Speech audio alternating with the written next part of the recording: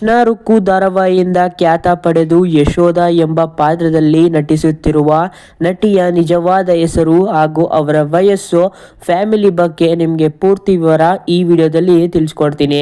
So ದಯವಿಟ್ಟು ಚಾನಲ್ನ subscribe ಮಾಡ್ಕೊಳ್ಳಿ, ನೋಟಿಫಿಕೇಶನ್ನ ಆನ್ ಮಾಡ್ಕೊಂಡಿರಿ. ಯಾರೆಲ್ಲ ಹೊಸ ವ್ಯೂವರ್ಸ್ ಈ ವಿಡಿಯೋನ ಪ್ರೆಸ್ ಮಾಡಿ ಇವಾಗ ನೋಡ್ತಾ ಇದ್ದೀರಾ, ದಯವಿಟ್ಟು ಚಾನಲ್ನ ಸಬ್ಸ್ಕ್ರೈಬ್ ಮಾಡ್ಕೊಳ್ಳಿ, ನೋಟಿಫಿಕೇಶನ್ನ ಆನ್ ಮಾಡ್ಕೊಂಡಿರಿ. ಸೊ ನಿಮಗೆ ಇವ್ರ ಬಗ್ಗೆ ಈ ವಿಡಿಯೋದಲ್ಲಿ ಪೂರ್ತಿ ವಿವರ ತಿಳಿಸ್ಕೊಡ್ತೀನಿ. ಸೊ ಮೊದಲನೇದಾಗಿ ಇವರ ನಿಜವಾದ ಹೆಸರು ಬರೋದಾದ್ರೆ, ಇವರ ನಿಜವಾದ ಹೆಸರು ಏನಪ್ಪಾ ಅನ್ನೋದಾದ್ರೆ ಅದು KS ಸುಚಿತ್ರಾ ಅಂತ ವೀಕ್ಷಕರೇ. ಸೊ ಇವರು ಮೂಲತಃ ಕರ್ನಾಟಕದವರು. ಇವರು ಹುಟ್ಟಿದ್ದು ಬೆಂಗಳೂರಲ್ಲಿ ವೀಕ್ಷಕರೇ. ಇವರು ಹುಟ್ಟಿದ್ದು ಯಾವಾಗ ಎಂಬುದಾದ್ರೆ ಅದು 1989ರಲ್ಲಿ ವೀಕ್ಷಕರೇ. ಸೊ ಇವರು ಯಾವ ಮೂವೀಸ್ ಹಾಗೂ ಸೀರಿಯಲ್ ಮಾಡಿದ್ದಾರೆ ಅನ್ನೋದ್ರ ಬಗ್ಗೆ ತಿಳ್ಕೊಬರೋಣ ಬನ್ನಿ ವೀಕ್ಷಕರೇ.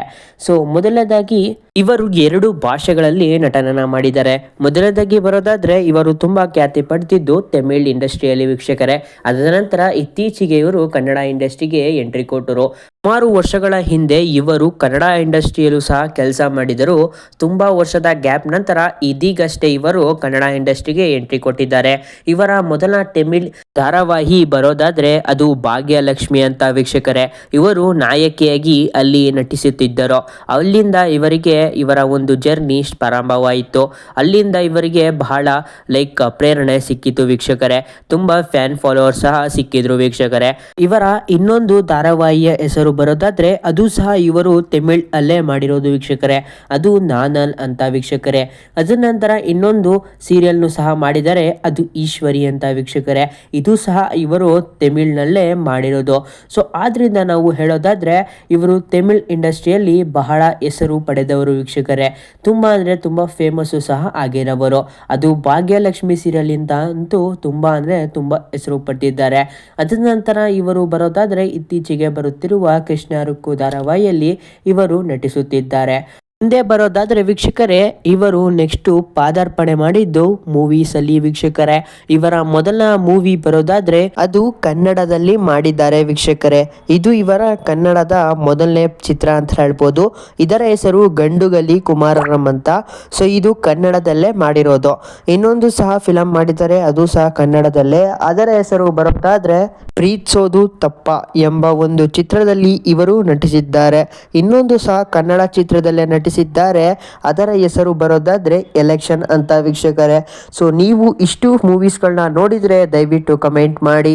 ಅದರಲ್ಲೂ ಇವರನ್ನ ನೋಡಿದ್ರೆ ಆ ಮೂವೀಸ್ಗಳಲ್ಲಿ ದಯವಿಟ್ಟು ಕಮೆಂಟ್ ಮಾಡಿ. ಮುಂದೆ ಬರೋದಾದ್ರೆ ವೀಕ್ಷಕರೇ ಇವರ ಫ್ಯಾಮಿಲಿ ಬಗ್ಗೆ.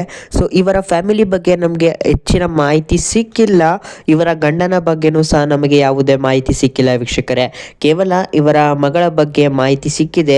ಸೊ ನೀವೇನು ಇಲ್ಲಿ ಫೋಟೋನ ನೋಡ್ತಾ ಇದ್ದೀರಾ, ಇದು ಇವರ ಮಗಳಾಗಿರ್ತಾರೆ ವೀಕ್ಷಕರೇ. ಇವರು ಸಾಕಷ್ಟು ರೀಲ್ಸ್ ಮಾಡಿದ್ದಾರೆ, ಅದರ ಬಗ್ಗೆ ನೀವು ಇನ್ಸ್ಟಾಗ್ರಾಮ್ ಅಲ್ಲಿ ನೋಡಬಹುದು.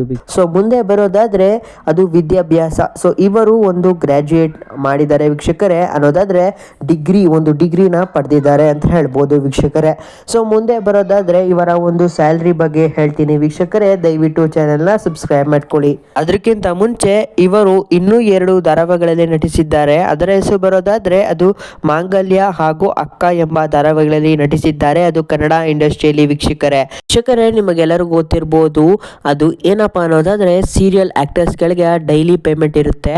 ಸೊ ಡೈಲಿ ಪೇಮೆಂಟ್ ಇವರಿಗೆ ಎಷ್ಟು ಸಿಗ್ತಾ ಇತ್ತು ಅನ್ನೋದ್ರ ಬಗ್ಗೆ ಒಂದು ಸ್ವಲ್ಪ ಮಾಹಿತಿ ಸಿಕ್ಕಿದೆ, ಅದ್ರ ಬಗ್ಗೆ ತಿಳಿಸ್ಕೊಡ್ತೀನಿ ನೋಡಿ.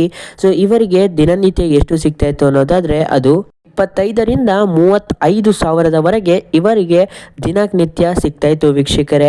ಅನ್ನೋದಾದ್ರೆ ಇವರು ತಿಂಗಳಿಗೆ 2.5ರಿಂದ 3 ಲಕ್ಷದವರೆಗೂ ದುಡಿತಾ ಇದ್ರು. ಈ ಸಂಬಳ ವೀಕ್ಷಕರೇ ಕೇವಲ ಕೃಷ್ಣ ರುಕ್ಕು ಧಾರಾವಾಹಿಯಲ್ಲಿ ದುಡಿತಾ ಇರೋದು. ಸೊ ಇನ್ನು ಇವರು ಸಾಕಷ್ಟು ಧಾರಾವಾಹಿಗಳಲ್ಲಿ ನಟಿಸಿದ್ದಾರೆ. ಅದರ ಬಗ್ಗೆ ನಮ್ಗೆ ಇನ್ನೂ ಮಾಹಿತಿ ಸಿಕ್ಕಿಲ್ಲ. ಕೇವಲ ಕೃಷ್ಣ ರುಕ್ಕು ಧಾರಾವಾಹಿ ಬಗ್ಗೆ ಮಾಹಿತಿ ಸಿಕ್ಕಿದೆ ವೀಕ್ಷಕರೇ. ಮುಂದೆ ಯಾವ ಆಕ್ಟರ್ ಬಗ್ಗೆ ನಿಮಗೆ ಮಾಹಿತಿ ಬೇಕಾಗಿದೆ ದಯವಿಟ್ಟು ಕಮೆಂಟ್ ಮಾಡಿ. ಇದೇ ರೀತಿಯಾದ ಅಪ್ಡೇಟ್ಸ್ಗಳು ಕೊಡ್ತಾನೆ ಇರ್ತೀನಿ. ಸಬ್ಸ್ಕ್ರೈಬ್ ಮಾಡ್ಕೊಳ್ಳಿ.